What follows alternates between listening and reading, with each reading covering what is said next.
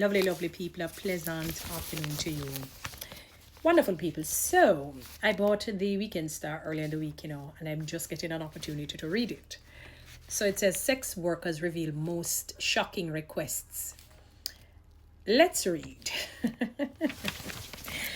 It says sex workers at the notorious Backroads Strip in Portmore, St. Catherine, have revealed some of the most bizarre and unsettling requests they receive, often less about sex and more about power and control.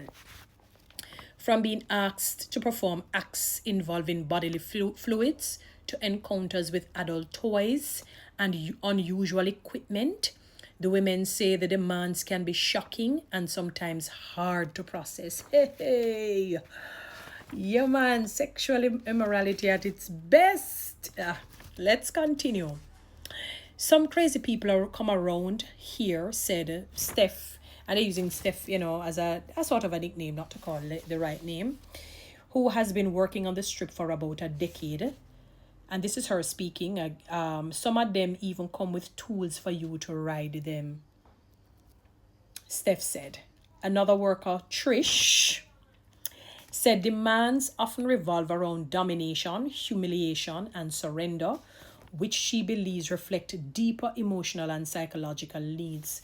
And it could be true because sometimes these men, they used to be dominated, humiliated, and controlled in a sexual, volatile, and, horrific manner. The maltreatment was just terrible. And they didn't just get over it. They can even become successful people in life financially, but in terms of psychologically, they're completely disturbed. Many of the men making these requests, she said, are married. And we know this already, so I don't know. We know this. Are married or business professionals who appear respectable in their public lives, a contrast that makes their private demands more jarring. Well, the kind of person that I am, let me tell you, I show people respect. We're supposed to respect each other. I endeavor to respect you because I want that respect to be reciprocated. But as far as putting anybody on a pedestal, not this a girl here. Not me. Only God alone may put up there, people. I fear only God and I put only God on a pedestal. No human being, not even me. Whilst, because of my respect and my honor of God and my family and people who I care about, I will not do certain things. I still am human and anything is possible. I still am human. I'm flesh and blood. It's prone to wander. WANDER, prone to failure, prone to stray. But the good thing is that usually when you try to do good, you might find yourself stray a bit. You slip and you slide and drop boof by your bottom, but you get back up and you try not to do it again. So, so many of these men are married and they pay respectable. You have all kind, and this is somebody speaking now. You have all kind of people who come round here, she said. People who work in a bank, nurse, all kind of people. Wow. The weird requests, the women say, has no special season. When the women agree to fulfill these requests, they normally charge a premium. And she says she charge up to 50,000 to 100,000. Damn. Irish said it depends on what him want. Boy, may I tell you, the man is not easy. A normal session is in the region of 5,000. Then if you can jump 10 times the amount, hear me 10 times. Yeah, 10 times to 20 times the amount.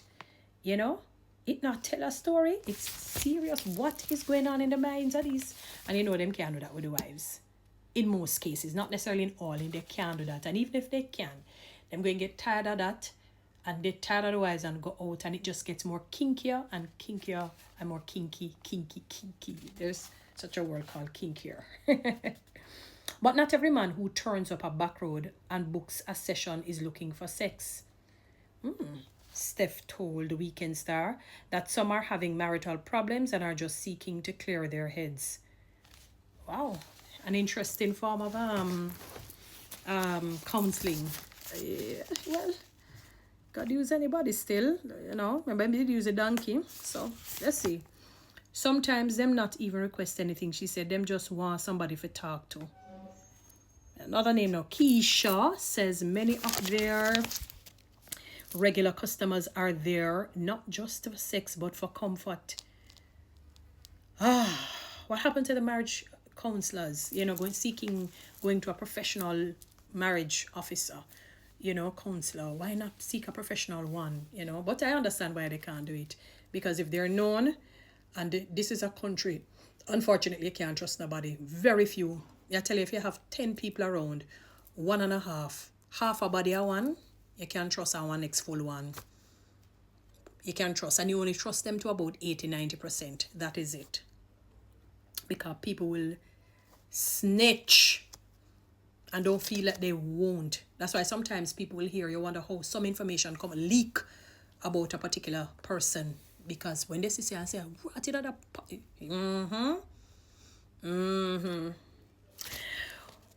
We rub them head, massage them foot, listen to how them feel, she said. Some clients show affection, and while she knows it's often temporary, the attention feels enjoyable, especially from regulars. Over time, these interactions can develop into a kind of bond, naturally, if you spend time around people. Of course, over a period of time, we are going to build a bond, Keisha said. That's why the man them like side girl. Dang. Although prostitution and related activities are criminalized under Jamaican law, sex work continues to be widely practiced across the island. Public solicitation, procuring for prostitution, and living off the earnings of prostitution are criminal offenses. Meanwhile, Dr. Jeremiah Augustus warned that sex workers face a heightened risk of contracting sexually transmitted infections due to the nature of their work and the repeated exposure. Please, I could emphasize this over and over and over again. I never forgot. Intermittently as the years go on, I will hear people say, that AIDS is still on the rise. HIV/AIDS. And like I say, because sometimes you don't hear it, because it's like, you remember some years ago, maybe over a decade ago, you don't even want to hear the word HIV. You start shudder. All if you not do nothing, you shudder. Just to hear the word. I remember I used to be so fearful of that word as a child. It's just because of how it was promulgated like a monster. It is a monster, but it was awful. And you would do everything not to make sure that you catch that thing. And then after a while, it started to wane because cancer now started to become the number one thing. Then it's heart attack, stroke, and those chronic illnesses and so forth. But intermittently, I would hear them talk about AIDS is still on the rise. People keep, because you have the control drug there, the ARV or whatever the name of it is, we kind of not. We're not cognizant or not focused that this thing is still rampant. I would hear people say it, and then intermittently from time to time you'll see it come out that AIDS is still on the rise and so on. It says repeated intercourse, he explained, can lead to microabrasions, tiny tears in the delicate mucosal or mucosal lining, of the vagina or anus, creating direct entry points for infection. Naturally, it would. And the different sizes were coming in and battering, and Lord. Oh my goodness. When these microscopic injuries are exposed to bodily fluids, the danger escalates sharply.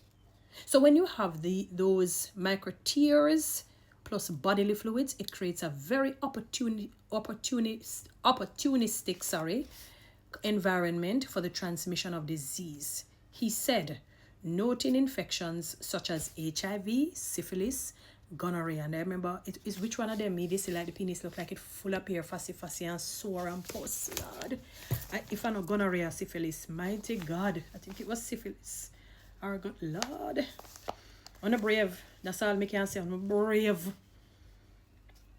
Dr. Augustus added that condom failure further compounds the danger, even as he outlined the mounting risks.